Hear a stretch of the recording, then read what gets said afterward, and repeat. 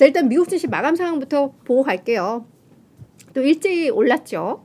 다우 지수는 뭐 강보합이었습니다. 강보합이었고 S&P 500도 강보합 0.25% 올랐습니다. 근데 나스닥 지수는 뭐 거의 1% 가까이 급등을 했는데요. 주간 기준으로 보더라도 다우 지수가 1.8, S&P 2.5, 나스닥은 무려 4.3%나 올랐고 지금은 4주 연속 랠리입니다.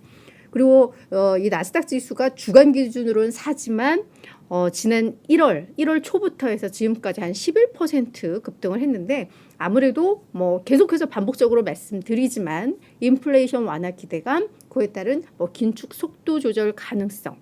사실 이런 기술주들, 성장주들은 이 금리에 매우 민감하잖아요. 뭐 자금 조달이라던가 이런 측면에 있어서 그렇기 때문에 기술주들이 많은 좀 수혜의 중심에 있었다라고 보시면 될 것 같고 특히 이 테슬라가 너무 좋았잖아요. 지난주에만 33%가 올랐고 이달 들어서 지금 44% 급등한 걸로 나오는데 지난주 상승률이 2013년 5월 이후 최고의 주간 상승률이었고요. 역대 기준으로 하더라도 두 번째 높은 상승률이었다고 하니까 테슬라가 지난주에 정말 얼마나 펄쩍펄쩍 날른 건지 저희가 좀 가늠이 되죠. 뭐 그런 부분들이 나스닥 지수 상승에 어느 정도 크게 기여를 했다라고 보시면 될 것 같습니다. 자, 이제 그러면 지난주 금요일 날 어떤 이슈들이 또 있었나 좀 보도록 할 텐데 경제 지표가 있었죠. 연준에서도 매우 주목하는 이 개인 소비 지출 물가 지수 12월 PCE 지수가 발표가 됐는데 뭐 예상이라던가 전월이 이게 5.5%였는데 5.0으로 확실하게 이 물가는 어느 정도 조금 둔화되고 있는 것으로 나왔습니다. 그래서 변동성이 큰 뭐 식품이라던가 에너지 가격을 뺀 근원 PC 같은 경우에도 뭐 예상에 부합했고 전월보다는 좀 낮은 수준으로 약 전년 대비해서 한 4.4% 상승한 걸로 나왔으니까 물가, 인플레에 대한 부담 완화시켰습니다. 그 세 번째 항목의 미시간대에서 발표하는 1년 기대 인플레이션 역시도 3.9% 나오면서 이게 전월에 4.4였거든요. 그러니까 매우 안정적으로 낮아졌고 2021년 4월 이후 이 최저 상승률 기대 인플레이션이 이 3.9가 그만큼 낮아졌다라는 거니까 분명히 인플레 완화 기대감이 지난주에는 어떤 랠리에 있어서 주요 모멘텀이었다 보시면 될 것 같습니다. 다만 이제 두 번째 이 지표를 좀 볼 필요가 있을 것 같은데요. 이 개인 소득, 뭐 최근에 고용시장 매우 뜨겁다고 하고 뭐 임금 상승률 둔화되긴 했지만 여전히 높다 이런 말들 나오고 있는데 개인 소득이 확실히 예상에는 부합했지만 전월과 비교를 했을 때 이 상승폭이 약간 둔화가 되는 것들이 감지가 되고 있습니다. 그러니까 소득이 둔화가 되다 보면 결국은 개인들이 지출도 줄일 수밖에 없어요. 그래서 보니까 개인 지출이 마이너스 0.2% 기록하면서 예상이라던가 전월보다도 이게 좀 낮아졌거든요. 그러니까 지출이 줄어들면 결국은 인플레가 잡히는 이런 구조인데 이 개인 지출 감소폭이 그래도 생각보다는 좀 빠르게 나타나서 이렇게 되면 미국 경기의 약 3분의 2가 소비 경기인데 이 개인들의 지출이 줄면 이게 경기가 버텨낼 수 있을까에 대한 우려들은 분명히 있었습니다. 그래서 이 부분도 이번에 경제 지표에 있어서 매우 주목했던 지표인데 그래도 다행히 이때 많은 카드사들이 실적 발표를 했었거든요. 근데 이 카드사들이 소비 지출 둔화되는 거 크게 우리는 감지하지 못해. 개인들의 소비 지출 카드 긁는 거 보니까 괜찮아. 라고 이제 실적 발표하면서 실제로 실적들도 좋았고요. 그러면서 요 개인 지출 감소에 대한 우려를 어느 정도 좀 상쇄시켜서 시장 전체적으로 그래도 투자 심리가 나쁘지 않았다. 이렇게 좀 이해를 하시면 될 것 같습니다. 자, 그리고 이제 월가에서 어떤 신호가 좀 나와서 뭐 월가 이슈 비슷하게 좀 준비를 해왔는데요. S&P 500 지수가 이제 30개월 만에 골든 크로스가 임박했다는 소식이 전해지고 있습니다. 단기선, 그러니까 단기 중기선일 것 같아요. 51선이라고 한다면 51선과 이 장기선, 경기선이라고도 하는 201선에 이제 골든 크로스가 임박을 했는데 이게 뭐 이동평균선 많이들 기술적으로 좀 보시는 분들은 아시겠지만 이게 상승 추세에서는 정배열이라고 해서 단기선이 이제 주가가 좀 더 높죠. 그죠?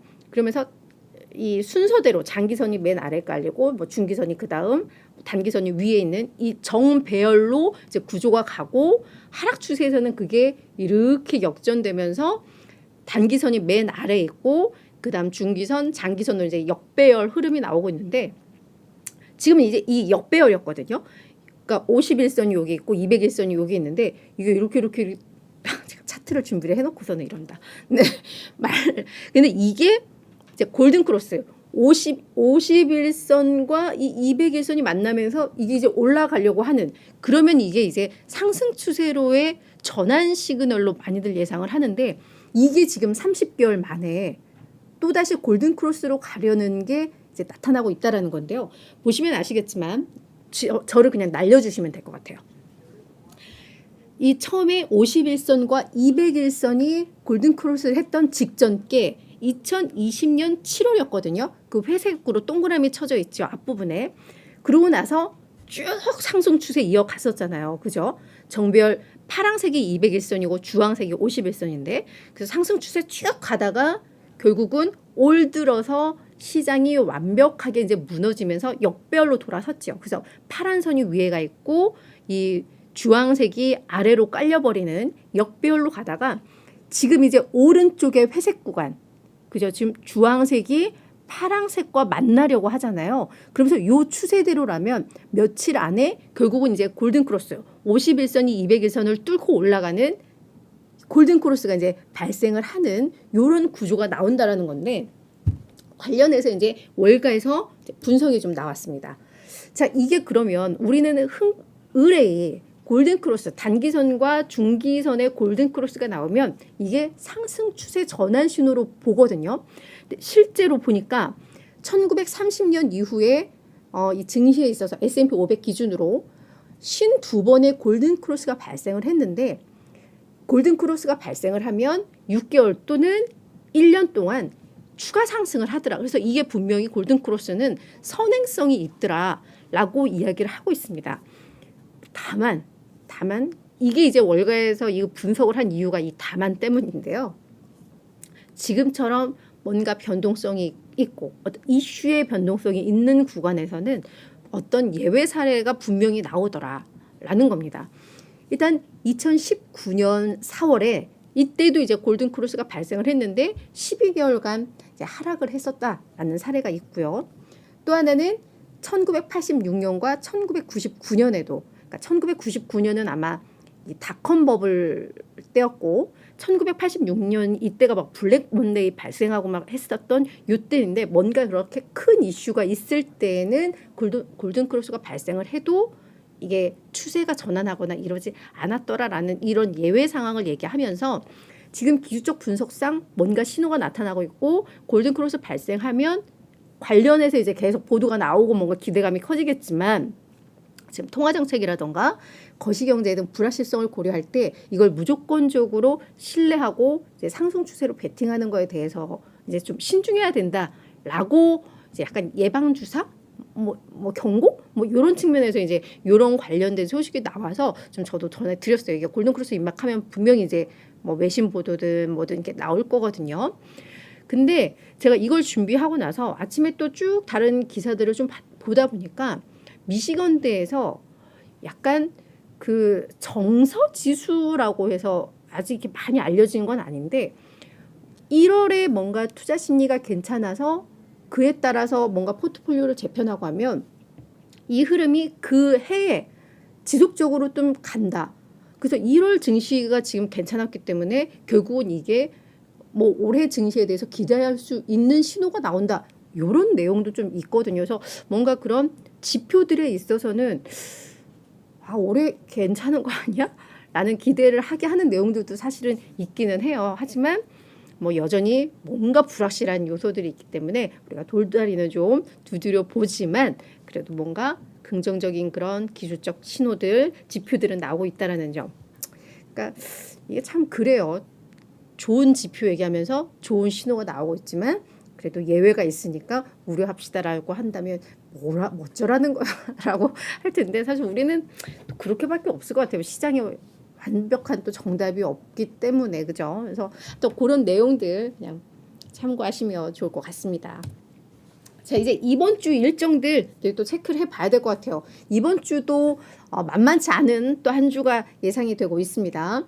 일단 가장 중요한 것은 31일 날 시작해서 2월 1일 날 최종 결론이 나오는 FOMC 회의가 있죠. 그리고 실적들도 꽤 많아요.